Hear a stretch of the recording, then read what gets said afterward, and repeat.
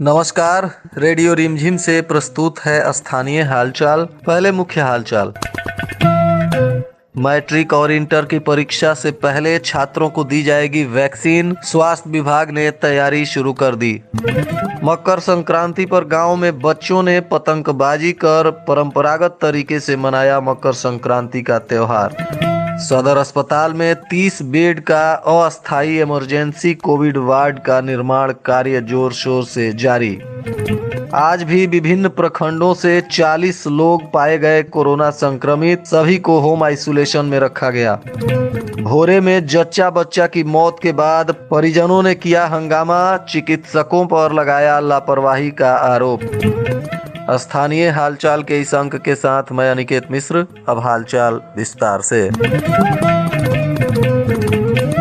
Corona संक्रमण के बीच स्वास्थ्य विभाग ने निर्देश जारी करते हुए बताया है कि मैट्रिक और इंटर की परीक्षा से पहले इस परीक्षा में शामिल होने वाले 15 से 18 वर्ष तक के किशोर और किशोरियों को प्राथमिकता के आधार पर टीकाकरण किया जाए, क्योंकि परीक्षा में शामिल होने से पहले ये सभी बच्चे टीका लेकर अपने आप को सुरक्षित कर लेंगे, जिसके वजह से परीक्षा में शामिल होने पर इनके ऊपर कोविड का खतरा काफी कम हो जाएगा। इसके लिए बिहार सरकार ने निर्देश जारी करते हुए सभी जिला के स्वास्थ्य विभाग को जोर शोर से टीकाकरण करने का निर्देश दिया है। बताते चलें कि फरवरी के बाद मैट्रिक और इंटर की परीक्षा होनी है। इसके लिए पहले से ही स्वास्थ्य विभाग ने इसमें शामिल होने वाले अधिकांश बच्चे जो 15 वर्ष से 18 वर्ष के बीच आते हैं, इनका टीकाकरण करने के लिए मिशन मोड पर काम कर रहा है।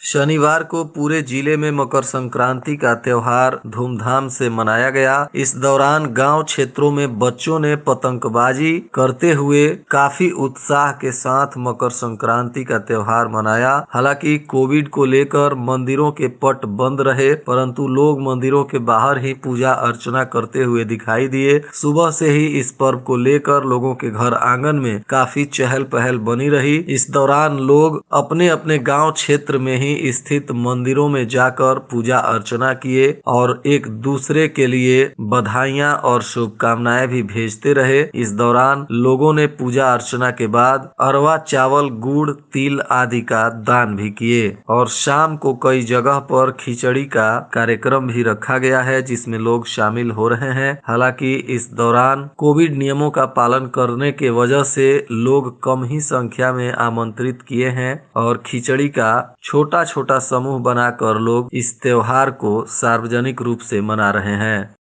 कोरोना संक्रमण से निपटने के लिए जिला प्रशासन और स्वास्थ्य विभाग के द्वारा लगातार प्रयास जारी है। इसी कड़ी में सदर अस्पताल में 30 बेड का अस्थायी इमरजेंसी वार्ड का भी निर्माण किया जा रहा है, ताकि संक्रमित मरीजों की संख्या में यदि बढ़ोतरी होती है तो मरीजों को इस वार्ड में रखकर उनका ट्रीटमेंट किया जाएगा। इसके लिए सदर अस्पताल परिसर में ही एक टेंट लगाकर अस्थायी वार्ड का निर्माण किया जा रहा है। इसके अलावा 36 इमरजेंसी बेड इमरजेंसी वार्ड में रखे हुए हैं। कोरोना मरीजों की भर्ती के लिए जिले में आइसोलेशन और कोविड केयर सेंटर को भी सुचारू कर दिया गया है। सिविल सर्जन डॉक्टर वीरेंद्र प्रसाद ने बताया कि इमरजेंसी वार्ड को 23 डॉक्टर प्रतिदिन संचालित रखेंगे। 25 से ज्यादा नर्सिंग स्टाफ इसमें रहेंगे और 8 वार्ड बॉय भी होंगे। साथ ही 6 सफाई कर्मियों को यहाँ नियुक्त किया गया है, जो साफ सफाई को दुरुस्त रखेंगे। दोनों इमरजेंसी वार्ड में इलेक्ट्रिक सप्लाई भी होगी। इमरजेंसी वार्ड में जितने भी बेड होंगे सभी बेड ऑक्सीजन युक्त होंगे और बेड तक ऑक्सीजन पाइप ले जाने के लिए भी व्यवस्था किया जा रहा है। फिलहाल सदर अस्पताल में यह अस्थायी इमरजेंसी वार्ड 2 से 3 दिन में बनकर तैयार हो जाएगा। शनिवार को आई जांच रिपोर्ट के अनुसार जिले में 40 लोग पुनः संक्रमित पाए गए हैं। ये सभी लोग जिले के विभिन्न प्रखंडों से मिलाकर संक्रमित हुए हैं। स्वास्थ्य विभाग ने इन सभी लोगों को होम आइसोलेशन में रखा है और इन पर लगातार डॉक्टरों की टीम निगरानी कर रही है। फिलहाल शनिवार को आई रिपोर्ट के अनुसार 172 लोग अभी भी जिले में संक्रमित हैं, जिनको होम आइसोलेशन में रखा गया है। इसके अलावा कुछ और लोग भी संक्रमित हुए थे जो अभी स्वस्थ हो चुके हैं। भोरे क्षेत्र में जच्चा बच्चा की मौत के बाद पीड़ित पक्ष के परिजनों द्वारा काफी हंगामा किया गया और भोरे के एक महिला चिकित्सक पर लापरवाही से इलाज करने का आरोप लगाया गया। इसको लेकर पीड़ित लोगों ने भोरे थाना के साथ ही जिले के तमाम वरीय अधिकारियों के पास भी आवेदन देकर न्याय की गुहार लगाई है। वहीं इस मामले में आरोपी महिला चिकित्सक ने किसी भी प्रकार की लापरवाही और क्लिनिक में मौत की बात से इनकार किया है। बहरहाल पुलिस इस पूरे मामले की जांच पड़ताल कर रही है। प्राप्त सूचना अनुसार इस घटना में पीड़ित कटिया थाना क्षेत्र के रेपुरा गांव के अमित कुमार ओझा की पत्नी दुर्गावती देवी हैं, जिनका इलाज स्थानीय एक निजी अस्पताल में चल रहा था, जहां प्रसव के दौरान जच्चा बच्चा की मौत हो गई है, जिसके बाद पूरे परिवार के लोग काफी दुखी हैं और सबका रो रो कर बुरा हाल है। वहीं लोगों ने निजी क्लिनिक के डॉक्टर पर लापरवाही का आरोप लगाया है। कोरोना संक्रमण का तीसरा लहर जिले में शुरू हो चुका है। इससे बचाव के लिए विभिन्न स्तरों पर तैयारी किया जा रहा है। कोरोना से बचाव के प्रति आम जनों को भी जागरूक करने के लिए आज जिला प्रशासन ने एक जागरूकता रथ निकाला है, जिसको गोपालगंज के सिविल सर्जन वीरेंद्र प्रसाद के द्वारा हरी झंडी दिखाकर रवाना किया गया। यह रथ गाँव क्षेत्रों में घूम घूम कर आम लोगों को कोरोना के प्रति जागरूक रहने का संदेश देगा। भोरे में अवैध रूप से संचालित हेल्थ केयर सेंटरों पर अब विभाग की नजर पड़ने लगी है। बिना मानक और अवैध रूप से संचालित हो रहे हेल्थ सेंटरों पर अब विभाग कार्रवाई करने के मूड में आ गया है। अकेले भोरे में 29 ऐसे हेल्थ केयर सेंटरों को चिन्हित किया गया है, जिनके द्वारा पंजीकरण की बात तो दूर, अन्य चिकित्सकीय मानकों का भी अनुपालन नहीं किया जा रहा है। नतीजतन ऐसे तैसे चलाए जा रहे इन हेल्थ केयर सेंटरों के कूड़ा निपटान और प्रदूषण को लेकर कोई एहतियात नहीं बरता जा रहा है, जिसके वजह से ऐसे संस्थान धड़ल्ले से मरीजों का दोहन कर रहे हैं। अब जिला प्रशासन की नजर इन पर पड़ गई है और जल्द ही इन सभी लोगों पर कार्रवाई की जाएगी। बिना मौसम के हुई बारिश के बाद भी सिधवलिया में यूरिया की किल्लत बरकरार है। बारिश के बाद यूरिया खाद सिधवलिया में खोजने से भी नहीं मिल रही है, जिसके वजह से किसान काफी परेशान है और दूसरे प्रखंड तथा दूसरे जिलों में जाकर यूरिया लाने को विवश हैं।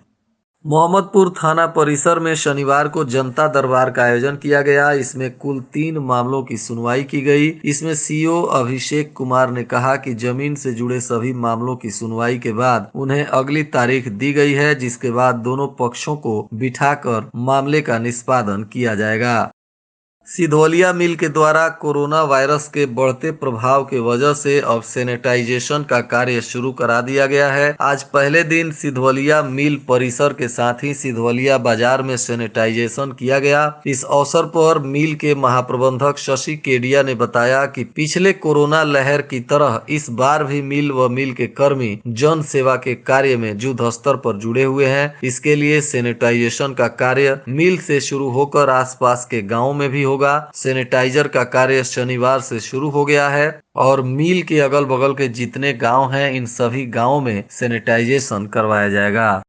बरौली विधानसभा क्षेत्र के बरौली और माझा प्रखंड में भी जदयू के पंचायत स्तरीय अध्यक्षों की एक बैठक आयोजित की गई थी, जिसमें जदयू के जिला अध्यक्ष आदित्य शंकर शाही तथा पूर्व जिला अध्यक्ष प्रमोद कुमार पटेल के साथ जदयू के कई नेता शामिल हुए और 24 जनवरी को कर्पूरी ठाकुर जयंती समारोह मनाने तथा 11 बिंदुओं पर संगठन को मजबूत करने के लिए चर्चा किया गया और इस पर रणनीति बनाई गई। और आज के मौसम का तापमान गोपालगंज में न्यूनतम 10 डिग्री सेल्सियस और अधिकतम 21 डिग्री सेल्सियस रहने की संभावना है। अंत में मुख्य हालचाल एक बार फिर। मैट्रिक और इंटर की परीक्षा से पहले छात्रों को दी जाएगी वैक्सीन, स्वास्थ्य विभाग ने तैयारी शुरू कर दी। मकर संक्रांति पर गांव में बच्चों ने पतंगबाजी कर परंपरागत तरीके से मनाया मकर संक्रांति का त्योहार। सदर अस्पताल में 30 बेड का अस्थायी इमरजेंसी कोविड वार्ड का निर्माण कार्य जोर शोर से जारी। आज भी विभिन्न प्रखंडों से 40 लोग पाए गए कोरोना संक्रमित, सभी को होम आइसोलेशन में रखा गया। भोरे में जच्चा बच्चा की मौत के बाद परिजनों ने किया हंगामा, चिकित्सकों पर लगाया लापरवाही का आरोप। इसके साथ ही रेडियो रिमझिम से प्रसारित स्थानीय हालचाल का यह अंक समाप्त हुआ। नमस्कार।